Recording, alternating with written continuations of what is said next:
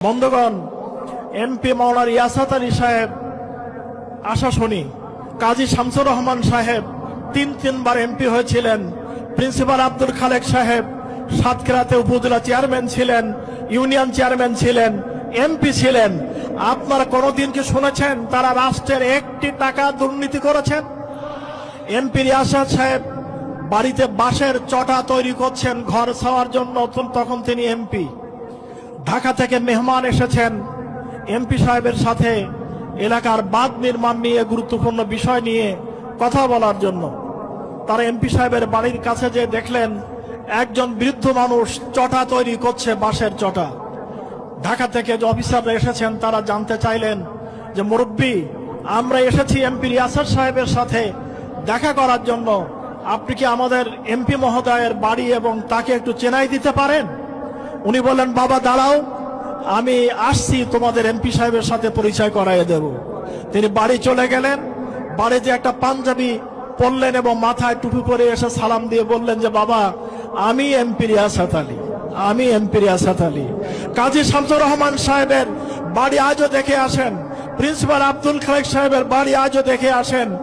এই শহীদ হাসান চেয়ারম্যান আমরা মিলে জোর করে তার একটা মাথা গুজার মতন একটা ঘর বানিয়ে দিয়েছিলাম, যে ঘরটাও বুলডোজার দিয়ে ভেঙে চুরমার করা হয়েছিল।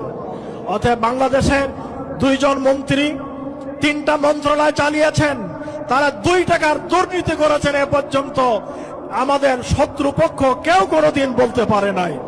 আমাদের এমপিদের ব্যাপারে কোনো বক্তব্য নাই। অতএব জামাত ইসলামী দেশে পরীক্ষিত একটি রাজনৈতিক দল। এবার শুধু আমরা নই, বরং আমাদের সাথে আরো 8টি ইসলামিক রাজনৈতিক দলকে সাথে নিয়ে আমরা বাংলাদেশের দুঃখী মানুষের ভাগ্যের পরিবর্তন ঘটাতে চাই আল কোরআনুল কারীমের আইন বাস্তবায়নের মাধ্যমে। আমি ভোমরার এই লাখো জনতাকে, জনসমুদ্রকে আমার পক্ষ থেকে আন্তরিক ধন্যবাদ জানাচ্ছি এবং আপনাদের কাছে দোয়া কামনা করছি। আমি কোনো যশের জন্য, খ্যাতির জন্য, কোনো প্রশংসার জন্য, কোনো সাহেব হওয়ার জন্য আমি এখানে দাঁড়াইনি। আমি কান্নাকাটি করেছিলাম যে আমাকে এখান থেকে মুক্তি দেওয়া হোক, কিন্তু সংগঠন, জনগণ আমার পরে এই আমানত চাপিয়ে দিয়েছে। অতএব আপনারা আমার জন্য দোয়া করবেন। আমি ইতিমধ্যেই সিদ্ধান্ত নিয়েছি, যেহেতু আমি আপনাদের প্রার্থী, আমার সম্পর্কে আপনাদের জানার অধিকার আছে।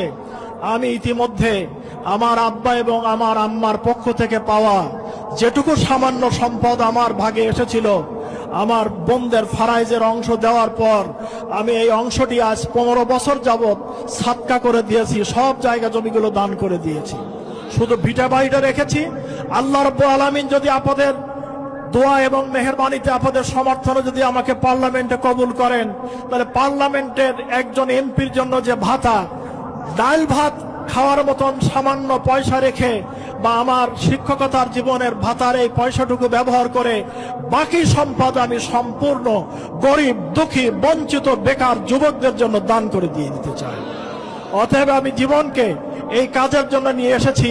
আল্লাহ রাব্বুল আলামিন যেন আমাকে ইবাদত হিসাবে এটাকে গ্রহণ করেন, ইবাদত হিসাবে যেন আল্লাহ রাব্বুল আলামিন আমাকে কবুল করেন। অনেক অমুসলিম ভাই এসেছেন, অনেক দাদারা এসেছেন।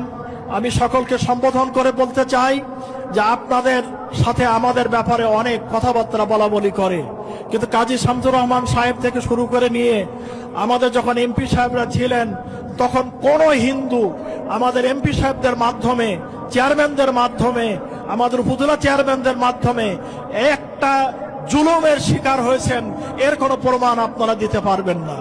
বরং হাজার প্রমাণ আছে যে আপনাদের পাশে আমরা দুর্দিনে দুঃসময় দাঁড়িয়েছি। যেদিন ভারতে বাবরি মসজিদ ভাঙা হলো, সেদিন আমি ভাবলাম আমাদের হাটের জোড়া মন্দির হয়তোবা মুসলমানরা এটা ভেঙে দিতে পারে। আমি লুঙ্গি পরা একটা গেঞ্জি গাই, এই অবস্থা দৌড়িয়ে আসলাম, এসে দেখলাম মন্দিরের চারিধারে হাজার হাজার মানুষের ভিড়। আমি লাইটের সামনে নিজেকে হাত উঁচু করে দাঁড়িয়ে বললাম যে এই মন্দির যদি আপনারা ইট ভাঙতে চান, তাহলে এই মন্দির ভাঙার আগে আপনারা আমাকে মেরে ফেলতে হবে। আমি জীবিত থাকতে এই মন্দিরে গায়ে হাত দিতে দেব না। তারা ইন্ডিয়ায় আঘাত করেছে, ইন্ডিয়ায় তার বিচার হবে, তার জন্য বাংলাদেশের মন্দির ভাঙতে হবে, এর কোনো অধিকার আমাদের জন্য নাই। অতএব হিন্দু ভাইদের জন্য আমরা স্পষ্ট করে বলতে চাই, মুসলমানের জানমাল যেমন আমানত, আপনাদের জান মাল ইজ্জত সম্মান আপনাদের নারী পুরুষ সকলেই আমাদের জন্য আমানত। তাদের আমানত আপনাদের এই আমানত রক্ষা করার জন্য আমরা প্রস্তুত।